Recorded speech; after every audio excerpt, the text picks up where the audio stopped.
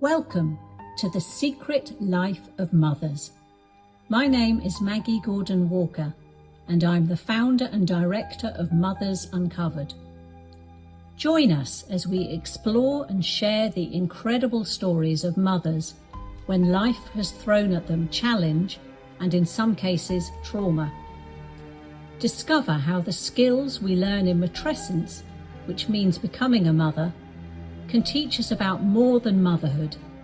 They teach us also about unconditional love, resilience, and acceptance.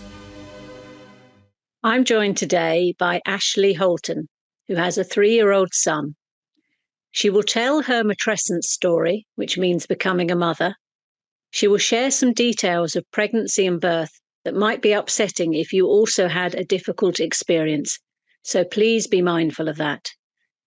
Ashleigh is a former beauty features editor and copywriter. She's now a mum of one with a blog on motherhood and is open to freelance work. She makes sense of her new sphere of life on Substack and Instagram as Motherverse, where she tackles taboo topics such as birth trauma, PTSD, and parenting with chronic illnesses. Ashleigh, welcome. Hello, Maggie. Thank you so much for having me. Great to have you on. So perhaps you could start by telling our listeners where in the country you are based, and is this the same area as you grew up in? Yeah, so I'm based in Oxfordshire. I've been here for over 2 decades, so over 2/3 of my life. I was actually born in Liverpool, but my dad walked out when I was a baby, leaving my mum on her own with very little money. So we ended up moving down south to be closer to my grandparents in Gloucestershire. Yeah, I'd say Oxfordshire is definitely home. Yeah, sounds like it. So what would we need to know about you and anything about your background to understand how you would describe yourself as a mother? So I would say I'm a mother, first and foremost, a wife and a writer. I would say my background, I was very much kind of like career-driven, ambitious, determined, was in kind of corporate environments, so lots of challenging adult conversations. It was fast-paced, lots of deadlines, and I was quite like methodical about my approach. I liked my routine, I liked solutions, and pretty much like most days I knew what I was walking into at work, albeit you get surprises that land on the desk. But yeah, I kind of knew what I was walking into. And then I think I tried to carry that over into mothering. And to say I was shell-shocked is probably an understatement, I think. I just, all those kind of things, that methodical approach that I'd used like in my background just did not work when it came to mothering. And I think throw into the mix, my son had cow's milk protein allergy and severe silent reflux. So he screamed sort of 12 hours a day. All the things I've been taught in antenatal classes, if baby's upset, make sure their nappies change, make sure they're well fed, make sure they're not overtired. None of that kind of work. So all these things, I was like, okay, we need a solution, but this isn't working. And I think motherhood is so unpredictable. But then throw in the health difficulties we had into the mix, it definitely threw me. I think the perfectionist in me was like, oh my goodness, what is going on? I think, that's a very common experience. I'm sure people listening will empathise with that. Certainly for me as well, because I was over 30 when I had my first child. And I think possibly the older you are, maybe not, it might be a bit of a generalisation, but the kind of more life you've lived and kind of had an independent life as a worker, a traveller, it's very disturbing to suddenly like that whole, I remember looking at my diary and it's just like everything's blank, whereas before, I'd written in this meeting that, it's just like, who am I? What am I? What's happening next? And you kind of crave that routine just because you think the wheels are going to come off the bus. Definitely. It's crazy. So I do. I certainly hear you. So, Ashleigh, you had difficulties even before you decided you wanted to start a family. So you had what's known as the evil sister of endometriosis. Can you talk to us about your diagnosis and your treatment, please? Yeah, so I've had excruciatingly painful periods and heavy periods for as long as I can remember, probably going back to like 16 years old. And I would throw up with the pain sometimes, and we were back and forth to the doctors, and they would say, oh, go on the contraceptive pill or take, there was like mefenamic acid, which is a strong kind of anti-inflammatory. That stopped working. I was vomiting every time I took that. And I think I just kind of accepted, okay, this is life, like this is normal. Apparently, I'm just one of those people that suffers with awful periods. And they were progressively getting worse and worse. And then I think I was about 28, and me and my husband started talking about conceiving. And my mum said to me, she was like, I really think you ought to go to the doctor about your periods, because she was like, you never know if there's something else going on, it might affect your ability to conceive. So went along to the doctor. Again, I was kind of placated, but I did push for a scan, a vaginal ultrasound scan, and was diagnosed with adenomyosis in 2020. And the surgeon said to me, I think we should do a laparoscopy to check whether you've got endometriosis as well. And within that, we can flush your fallopian tubes out with a blue dye. And he said it's not kind of medically recognised, but we see quite a lot of people conceive quite well after they've had that done. So, yeah, I was quite shocked. I'd never even heard of adenomyosis. I'd heard of endometriosis before. So adenomyosis is where the lining of the womb grows into the muscle in the wall of the womb. So I remember I was the last...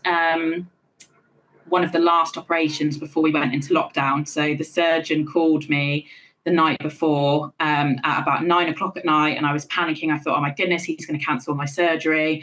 And he said, look, Ashleigh, I have to be honest with you. They've moved a lot of COVID patients over from the other hospital.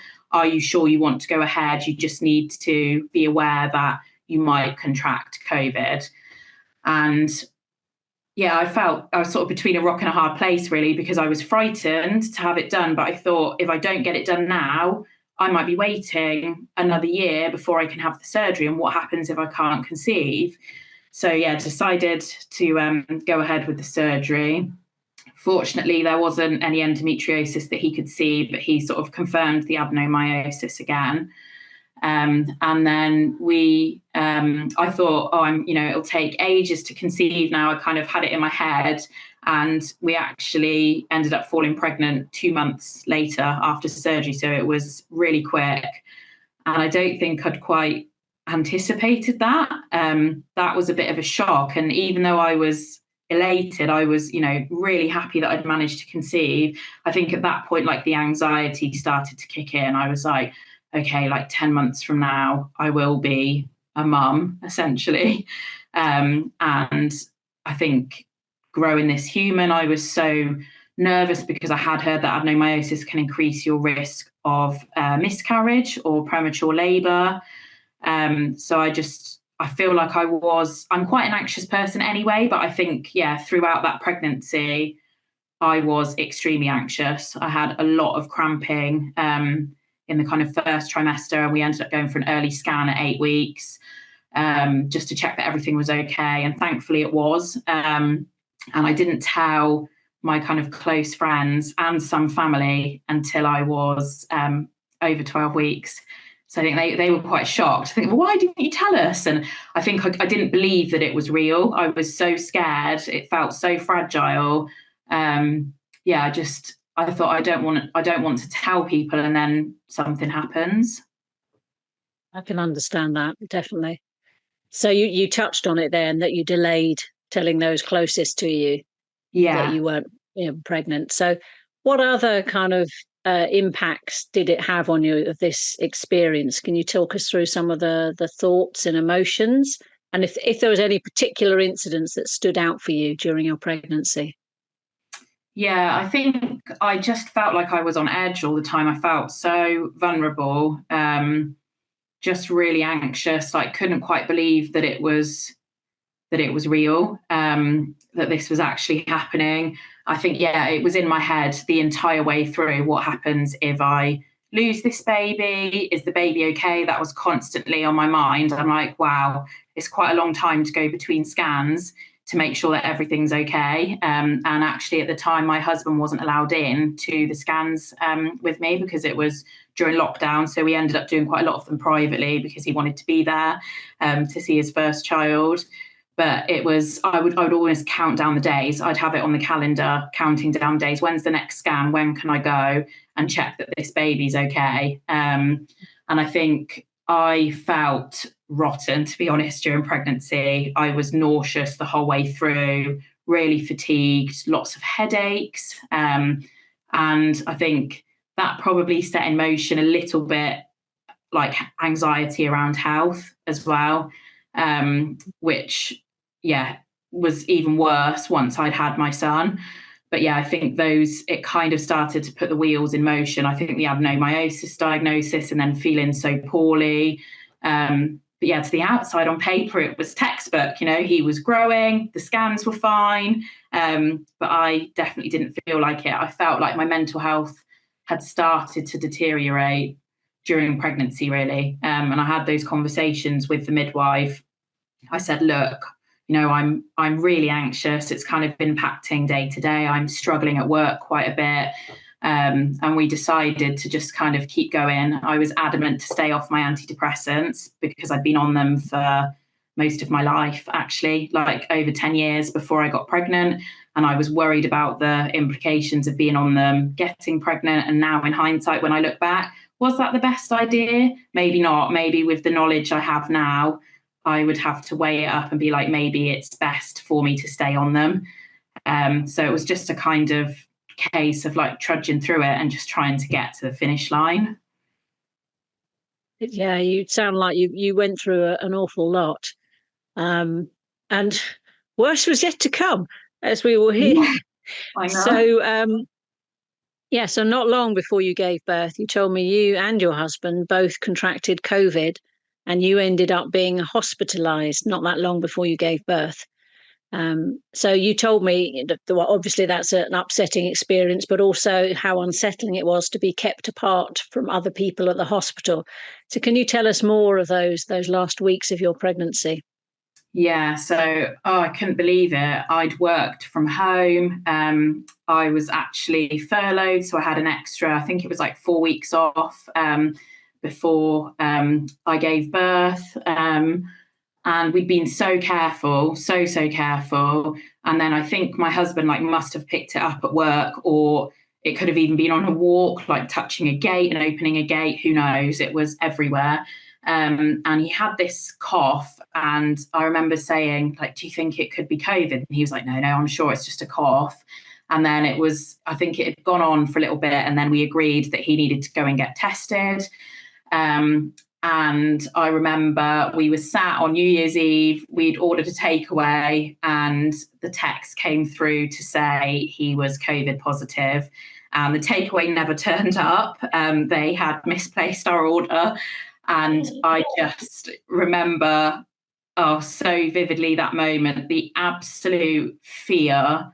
And I said, well, it's inevitable. I've got it. We live together. There's no way that I've escaped this. My immune system's suppressed because of pregnancy.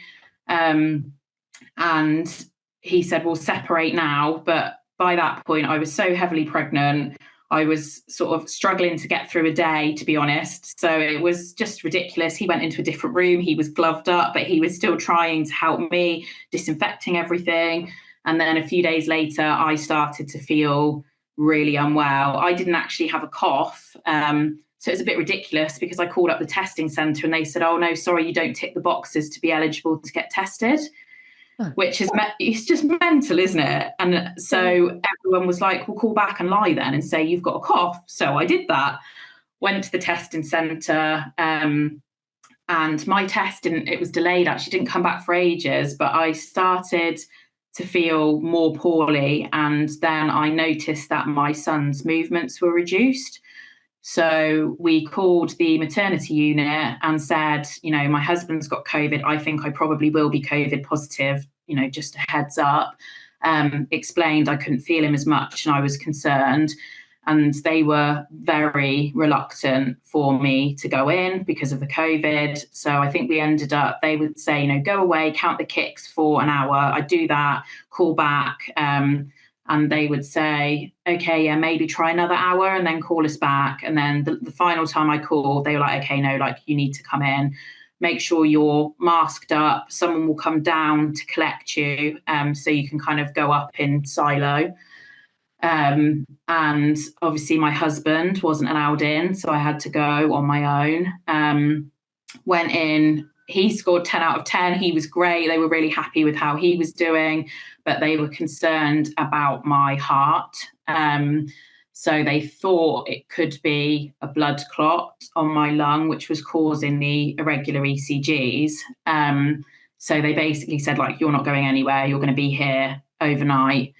And I just remember the absolute panic, like sheer panic. Like you've got all these kind of nurses, midwives in like PPE.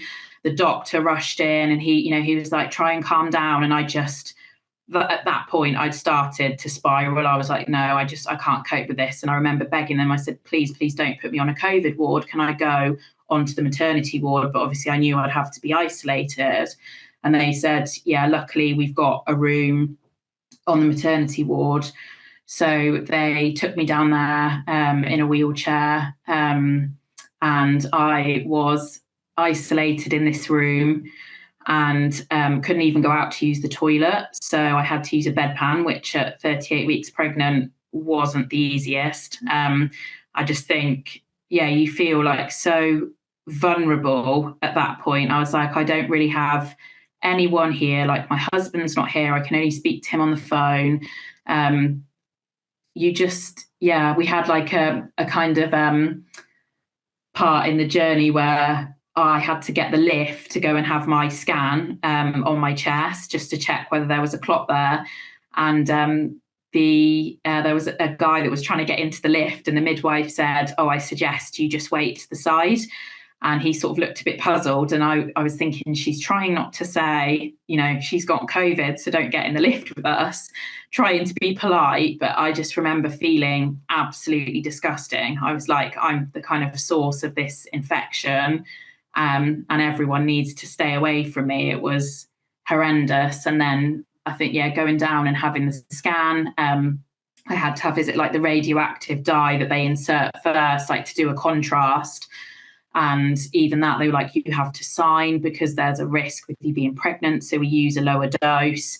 And suddenly I was just in this like crazy situation. It felt surreal. I felt like I was in a film. I could not believe that this was happening. It was just, absolutely insane. And I remember the midwife saying, horrible. Yeah, it was awful. Honestly, I assume you've seen the film E.T. Most people have. Yeah. That's what it reminds me of, when they're all there and they're all got gowns and masks and they're kind of like strapped to the table, prodding and poking, like you're some rabid dog or something. Just so honestly, undignified, so humiliating for you. Yeah, that's it. That's completely. Yeah, that is how I felt. And I remember the midwife said, we've had about 6 mums that have been admitted today, and you're the only one that's not on oxygen. And I was just thinking, oh my goodness, like what happens if I'm next? What happens if I can't breathe properly? So I kept thinking, can I breathe? Am I okay? Can I breathe properly? And thankfully, my breathing was okay. It was more like full body symptoms. I had like a runny nose and a sore throat, but just like awful kind of fatigue, muscle pain, vomiting. It was a crazy time. Sounds it. Yeah. So you were in hospital overnight, and then you were sent back home? Yeah, so they basically didn't understand why my ECG was irregular. Thankfully, there was no clot, and they sort of repeated my ECG several times, and they just, they didn't really know. So they said, we might as well send you home. All your other obs are fine. And I just had to do 10 days of blood thinning injections. Okay. Not really what you want in last stages of pregnancy, to be injecting yourself with something. No, absolutely not. I hated it. I'd just close my eyes and say to my husband, please, can you do it for me? And he was like, oh, I don't know what I'm doing. I don't want to do it. Yeah, it wasn't pleasant. So then you when you started your labour, you were at home. Yeah. And it was quite a long labour, I think you said to me.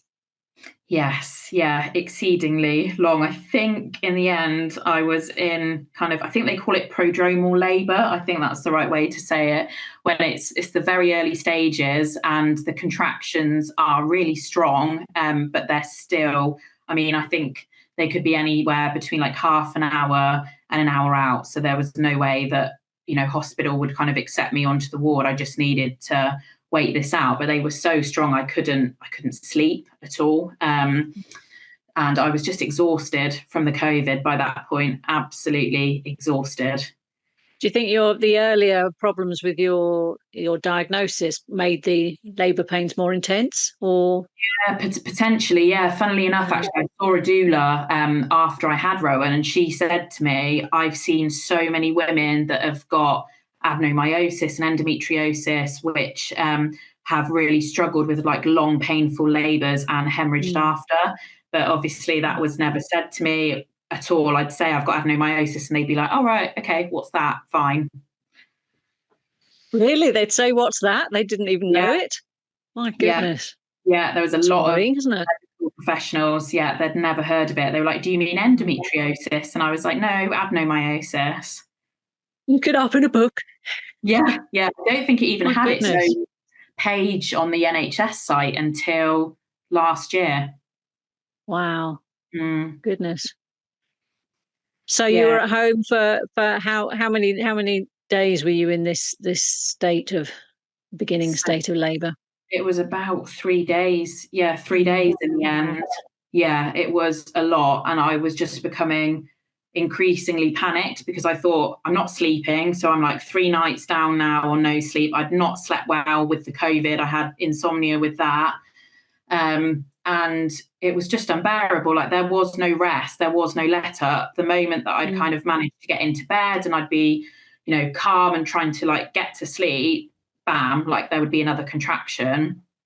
And I think it was day 3, I had what I thought, I didn't know whether it was my waters had started to go. It was only kind of trickling out, but I'd noticed in my underwear, and I thought, is this the mucus plug? Is this waters? I don't know. So rang the maternity ward, explained it to them. They were like, you should probably come in, and we'll just swab and just check that it's not your waters, because obviously if it is, then you would need to be admitted. Went in and she said, no, I don't think it's your waters, and said, are you happy for me to do an examination just to see how far along you are? And so I said, yeah, that's fine. I was like, I don't want a stretch and sweep, but I'm happy for you to just examine just to see. And she was like, you're only 1 centimetre, your cervix isn't effaced yet. And I was just like, really? Like, how much longer could this go on for? She was like, it could be days or it might be hours. We don't know. But yeah, basically, you're good to go. And I was getting really distressed by that point. I'd done hypnobirthing, and I had wanted to have him on a midwife-led unit, the birth pool, and yeah, really kind of calm, quiet. And by this point, I was starting to think, I want medical intervention because I don't know if I'm going to be able to cope with this. And my midwife, my community midwife, said, I can't see you for your final appointment because you're COVID positive. And she was like, you just see how you are when you get in there. If you need to ask for an epidural, you can. So I was just thought, okay, I just felt like you just need to get on with this, like, follow the path that you were on. And then I think, thankfully, after I'd been sent home, I think it was the next day, the contractions had started to speed up. They were closer together. And we called the maternity unit again, and they said that the midwife-led unit was understaffed. So I would need to go into the main maternity unit. So I was a bit upset about that. I thought, again, like, things just aren't going our way. This is so unpredictable. And then we went in, and by that point they were like, okay, wow, you're 6 centimeters dilated. And they sent me straight up to the midwife-led unit. So they had someone available to look after me. So yeah, we were in then, and I had 3 different midwives during that. So my first midwife was lovely. She was only on a half shift.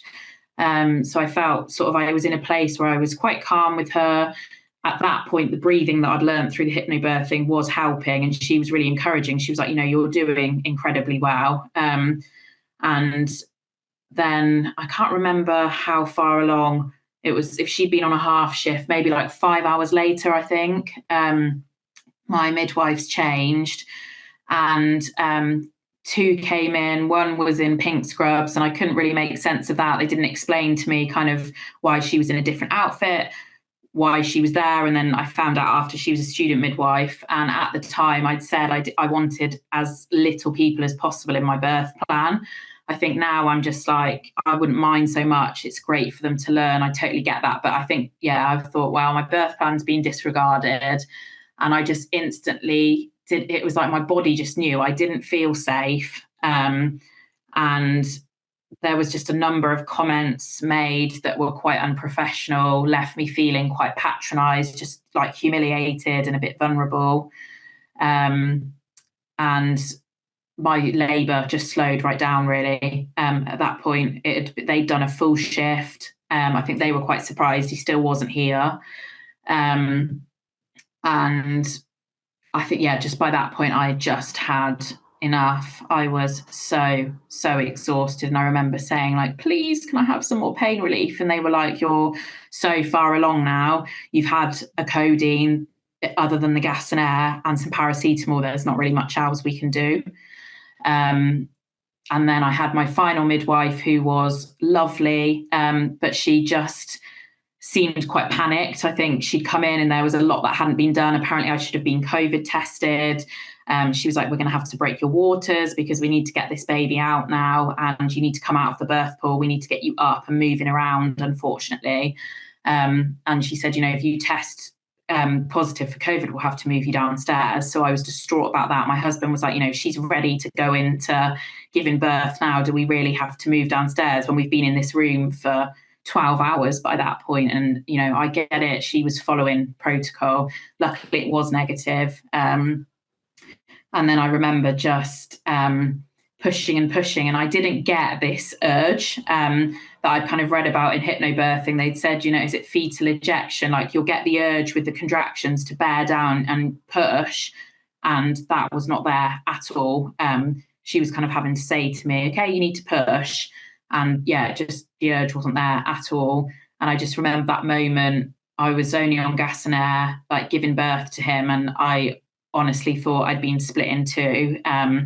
Birthing his head was just horrific pain. I can't even really put it into words. And then I hemorrhaged. And I think at that point I thought, what's wrong with me? Like, why was this so awful? Because this isn't what I'd read about, kind of this fantasized natural birth. I'd done all my hypnobirthing, and this was not what I envisaged at all. I just think I'd gone into complete shock, and I just couldn't believe that it could be that painful. I just, I couldn't even find the words to explain how awful that was. Sounds it. I mean, my goodness, Ashleigh, after all those days as well, you was absolutely shattered. Yeah. Dreadful thing to happen. Sadly, there's more to come, listeners.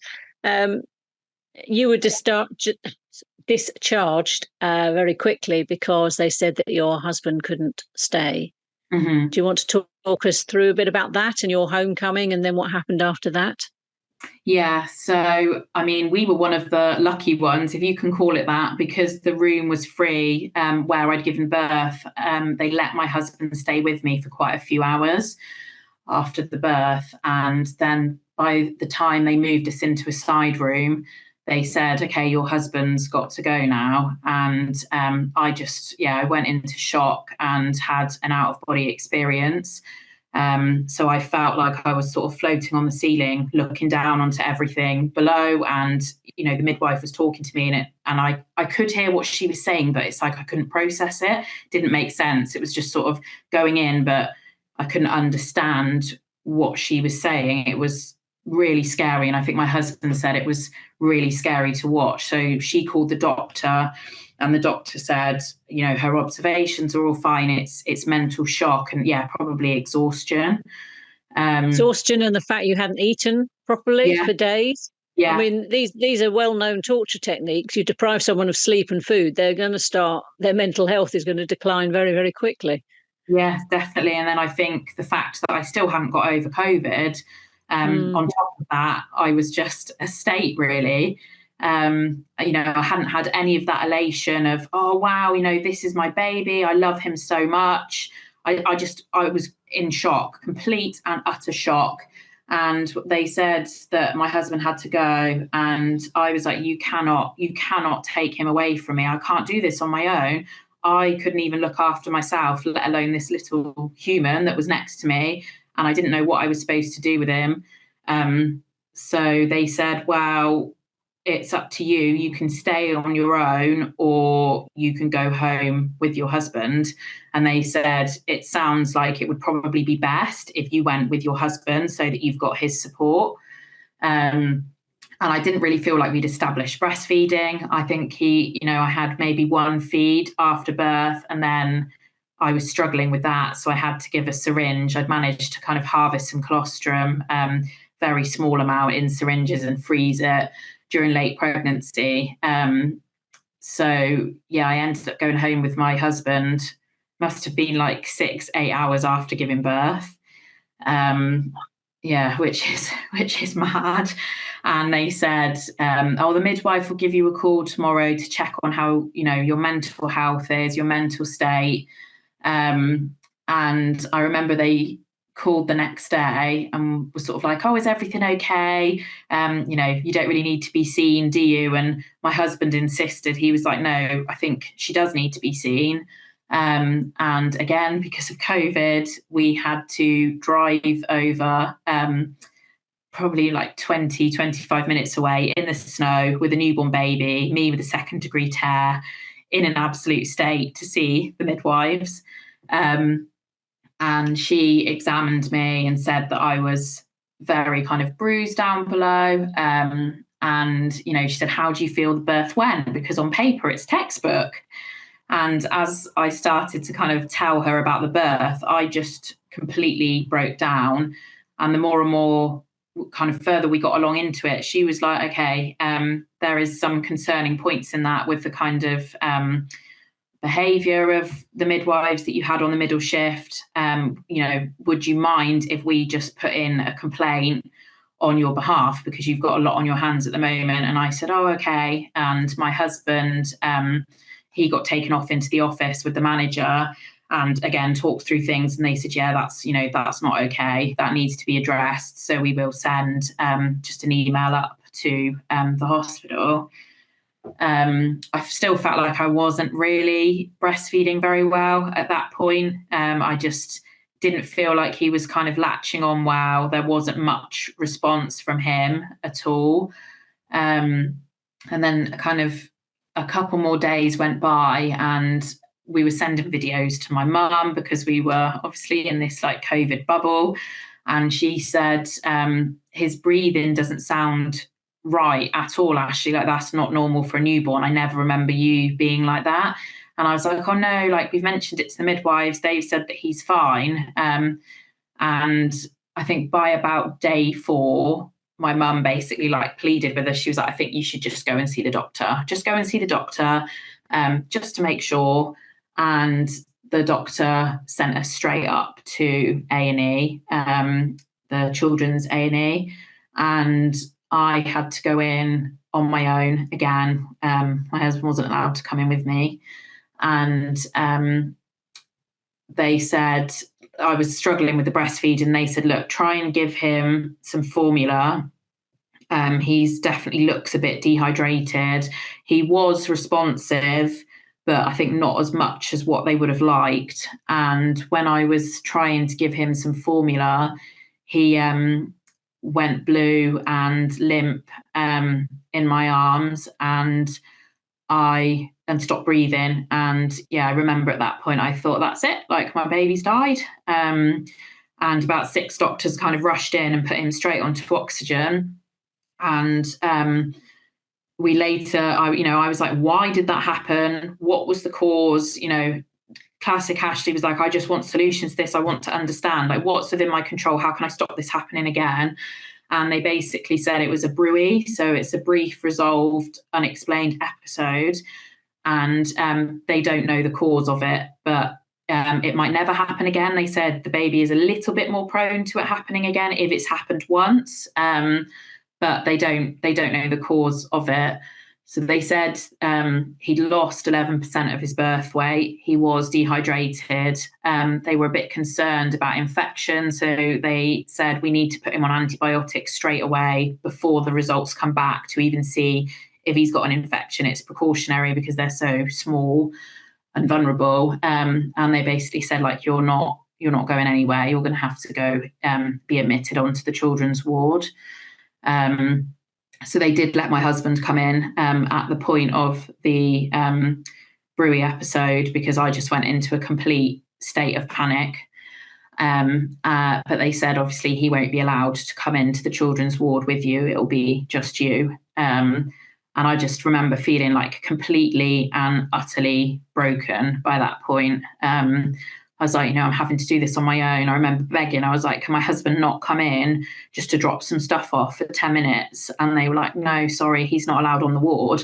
So I just gone through this sort of like horrific experience on my own. I didn't know whether my son would live at that point or whether there was sort of some serious illness going on. So yeah, we were in for 4 days with him, and he was sort of on oxygen for a bit, and they had to put a tube down into his tummy, and he was fed via that. And it's just typical. I had someone come round to watch me do a breastfeed, and he did it perfectly. And then I tried to do it again later on, and we just had the same problem again. Like, he just wasn't latching on. He just didn't seem very interested. So I felt like I'd massively failed as well. There was this pressure on me, like, keep breastfeeding, like, breast is best. And I think I was so traumatized. I was so exhausted. Actually, I look back now and think how many women that suffered like traumatic births weren't able to breastfeed off the back of it. I do wonder.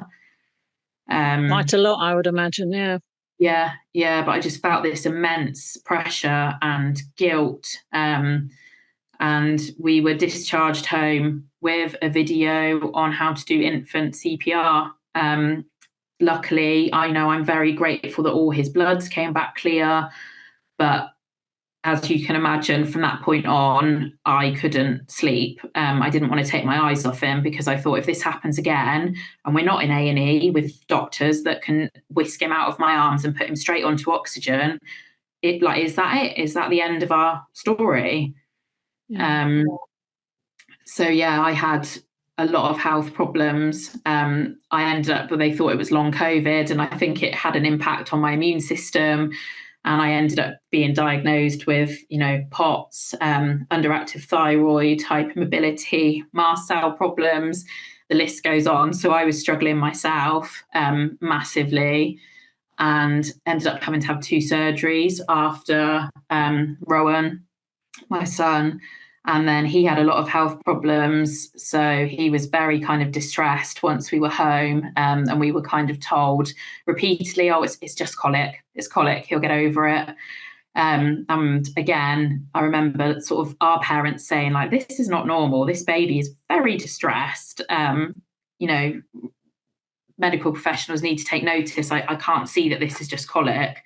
So yeah, he did end up being diagnosed with cow's milk protein allergy and severe silent reflux. And he was under a paediatrician for 16 months, who was absolutely incredible. So yeah, I think, we finally got there with that, but my kind of health problems have kind of lingered on. It's a daily battle with kind of like chronic fatigue and chronic pain and headaches, nausea. I just think my immune system's gone on strike, really. I'm not surprised. Yeah, and there was something else you told me about that's a long-term impact of the traumatic birth. Do you want to share that?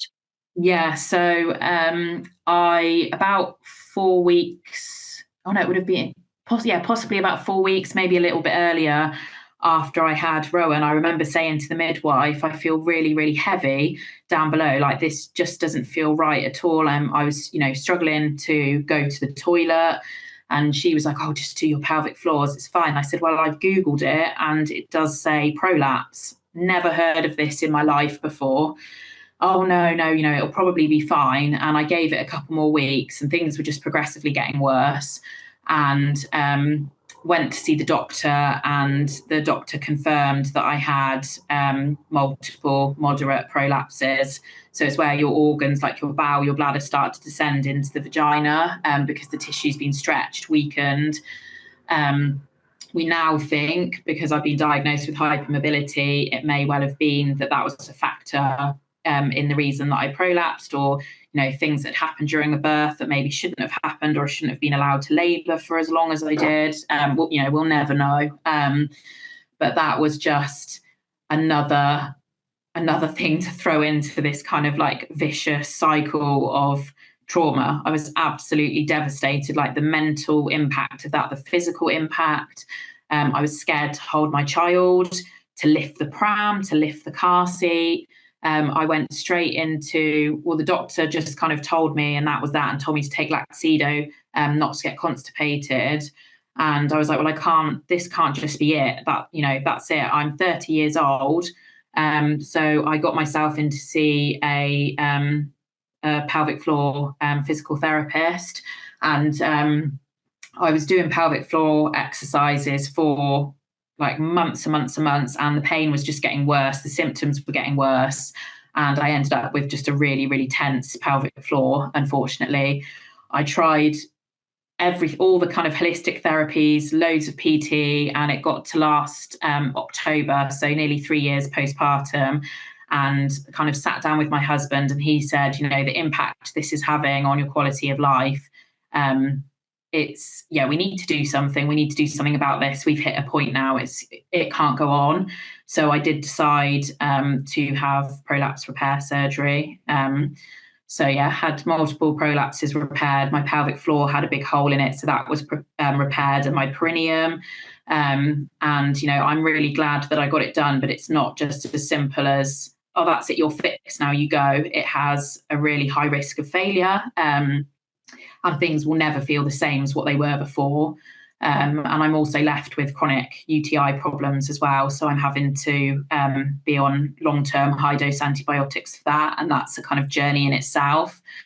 I think back now and think, why did no one tell me that this was a risk? I was, absolutely gobsmacked when I was reading about it. I was like, wow, I'd never heard of a prolapse in my life, didn't even know what it meant. Wow. Ashleigh, you've been through so much. Rowan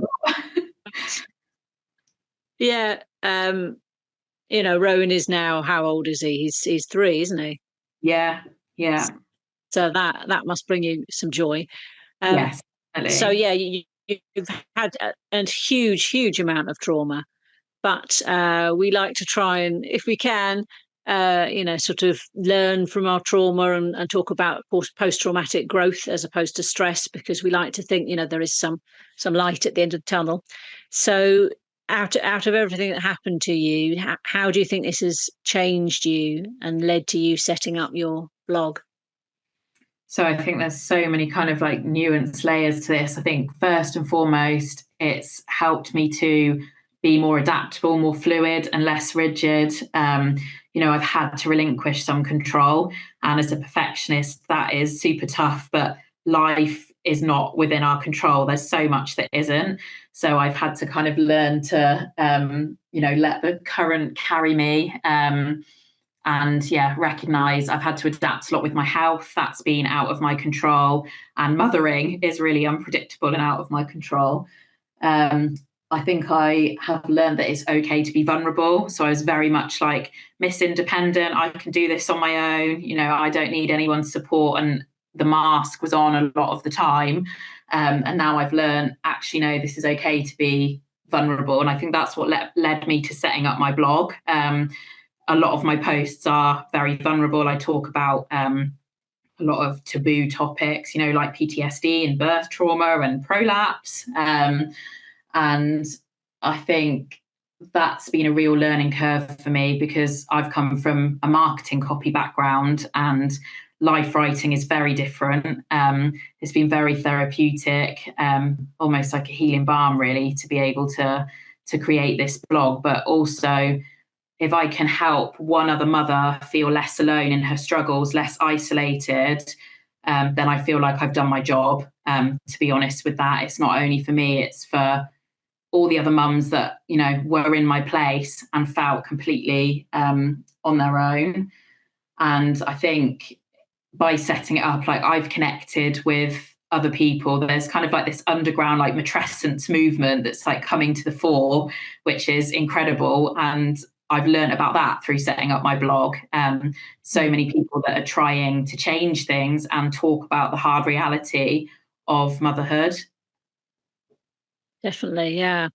As indeed, as you know, I advocate for that a lot. Yeah, And we have our specific website for people who can. So it's got resources on there. There's a piece you've written on there. And yeah, just support groups around the country. And I think it's so important for mothers to come together and share their stories. The good, the bad, the ugly, because you need to hear it all so that you're definitely. prepared. And Yeah. so, yeah, on the subject of preparation, so yeah, Rowan was born on the 21st of January 2021. So before that, well, obviously the day before that, you were already in labour, but shortly Yeah. before you started your labour, if you were to write a letter to yourself with any, something in it, advice, thoughts, whatever, what do you think you would write? Oh, that's a tough one, because I'm Looking like, back now. yeah, what was to come. But I think a main theme for me throughout my experience was not being seen, not being heard, not being validated. So I would say advocate for yourself, listen to your intuition. You know your body best, and your voice is absolutely valid. I would say give yourself some compassion and some grace. Be kind to yourself. This is such a huge transition. And the one thing you can do is be kind to yourself. Treat yourself as you would another mother. And I think, obviously, with everything that we've kind of been through, like, your strength knows no bounds. Like, you are more resilient than you could ever imagine. And I think life throws some curveballs, but even in the darkest periods, there is always light. There can't be dark without light. So never lose sight of that light. And I think just hold on to hope in all its wild forms, because without hope, what is there? That's such lovely words, Ashleigh, and really sort of humbling, considering what you've been through. Remind our listeners how they can find your blog and your social media. So I'm over on Substack as Motherverse, and on Instagram as This Is Motherverse. Fantastic. So in Mothers Uncovered, because I'm from an arts background, so we like to have a creative element for the mothers, because I think that's something else as well. If you can make sense of what's happened to you through art or writing, for one, it's a document of what you've been through, but it also feels like a kind of creative something which you can control your narrative. So the way we do it here is we like to ask our guests to choose a song that they would like to end the podcast with. So what have you chosen and why? So I have chosen Birdie, Keeping Your Head Up. I really resonated with the lyrics.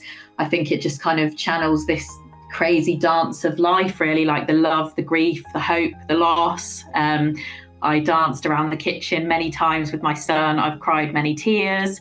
But yeah, I guess it was a reminder, to keep your head up, and you are coming back to life. Fantastic, Ashleigh.